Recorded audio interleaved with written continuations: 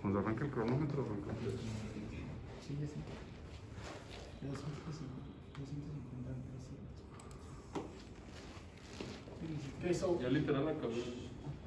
okay, so hello, we're here gathered on this round table to talk about whether the Internet of Things, IoT, is the way to go in the future for industries and the domestic use.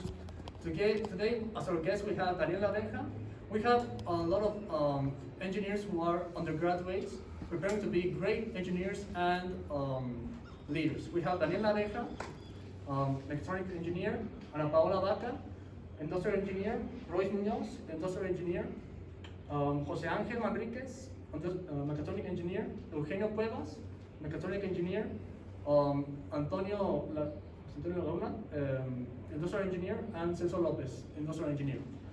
Now, everyone here has a different experience and opinion about these technologies. So to start off, we're going to start with Celso. Celso, what developments are there in the market and what are their applications? Okay, so first I'm going to start talking about the new kind of industry that is coming, that is the Industry 4.0. This industry is trying to implement to connect the areas of all a company by internet or Wi-Fi. So by doing this, they are trying to optimize their processes, and also they are going to introduce some machines, and there is always a good things and bad things. The good things, as I said, they are going to optimize their processes, but the bad thing is that they are going to replace all the people that have a very repetitive job and that a machine can do it faster. So a lot of people are going to lose their jobs, but there are going to be new jobs because this kind of technology needs people to keep replacing it and making it better. Right. Now, Daniel, you as a mechatronics student, what can you tell us about these devices and apply to your field? Okay, so I think that as engineers, we have a common goal, which is making every single process we can automatic. So by including IoT, we can come closer to that dream that all of us engineers have, which is having everything controlled by a phone or any device. So I believe that IoT is a really good alternative and this next step in the future of industrial development, such as we can now start seeing that industries like big companies like BMW are already having 95% of automatization on their process. So I think that the fact that we can control 95% of an industry by using just your phone or just one device, it's what every engineer has ever dreamed. Also, to finish things, I think that despite being able to automatize most of the work, we cannot stop having people in real life monitoring what we have in the industry, because we can never predict a failure with pretty exactly. So we should also have people looking at the systems and looking at everything so we prevent accidents, because that's the problem with automatization. If there's an error, it can do a chain reaction that affects all the company. So it's important to be always and constantly monitored. Right, thank you. Now, talking about these technologies are known for having a great impact in the environment. So, Jose Angel, talking about this impact, do you think IoT can bring a greener future for our world? For sure, right now the world is changing a lot, and that's why Internet of Things is here to help improve the environment and to take care of our planet. One example is the protection of the endangered species of the ocean. The people that are in charge of preventing the loss of these species have implemented a system that collects information from them by putting identifiers that have microsensors that collect the information of the water, the type of water that they live on, to know if there is a harmful substance on it, so they can track them every day at every time they want. So the biologists and the scientists that are dedicated to that can decide and interfere what is happening with them and why they are disappearing from our planet. Right. Now, you talk about, you and Daniel talk about key factors here, about having automating processes and creating data from these sensors. Now, Jose Antonio, are automating processes and the decreasing human interactions in the industry, what is your stand here, you as an industrial engineer? Yeah, my dad works in a bank. So now banks work so different nowadays. Why? Because now everything is digital. So if the guy who works in the bank make a mistake like in a number or something, you can see it right away in your app or on your phone. And it's easier to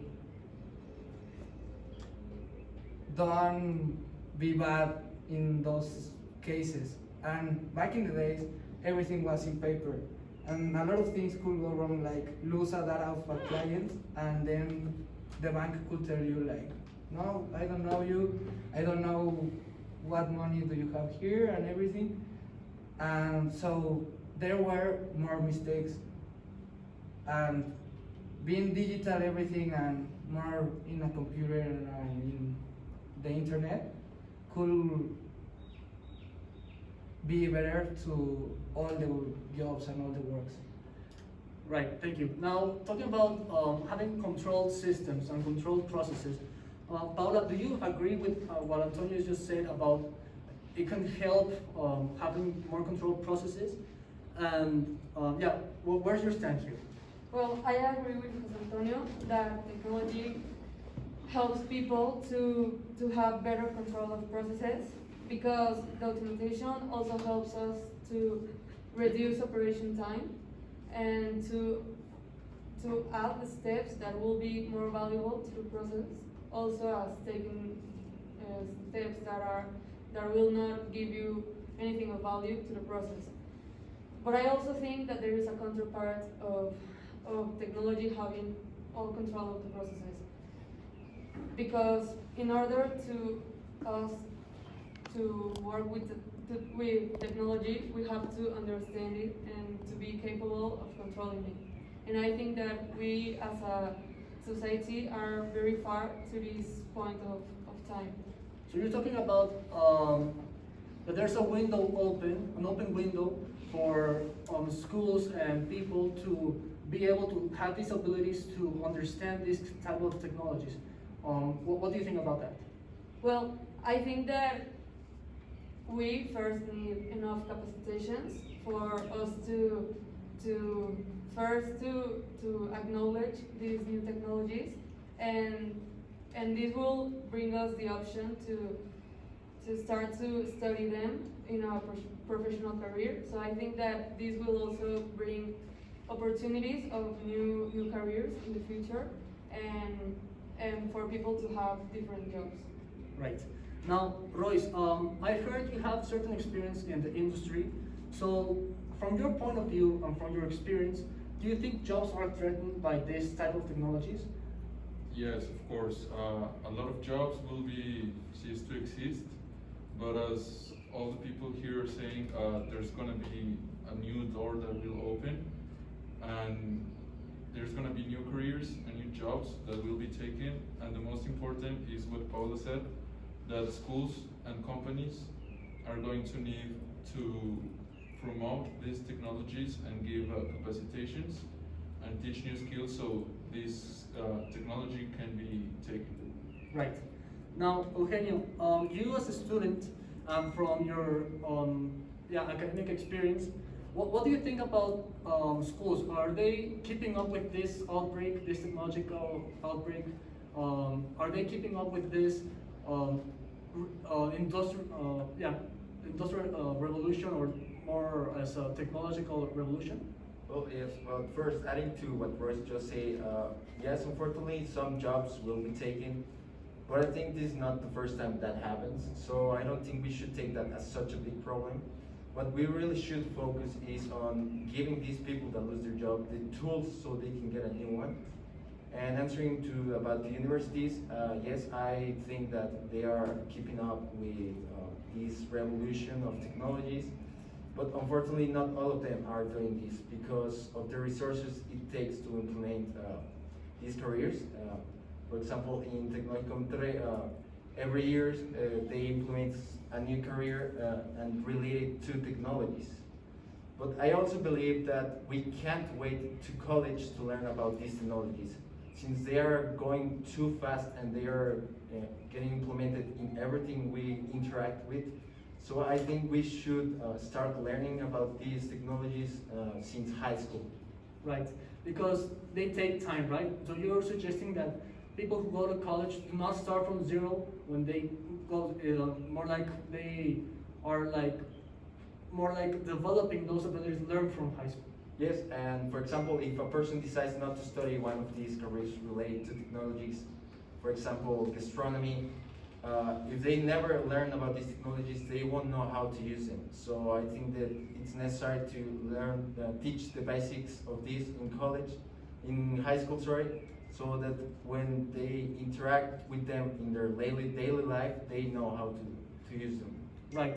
From what we've heard, IoT is a great door that could go to a better future for better the processes in the industry, and also it opens the window for new jobs and new abilities, and a great challenge for people, for the community, for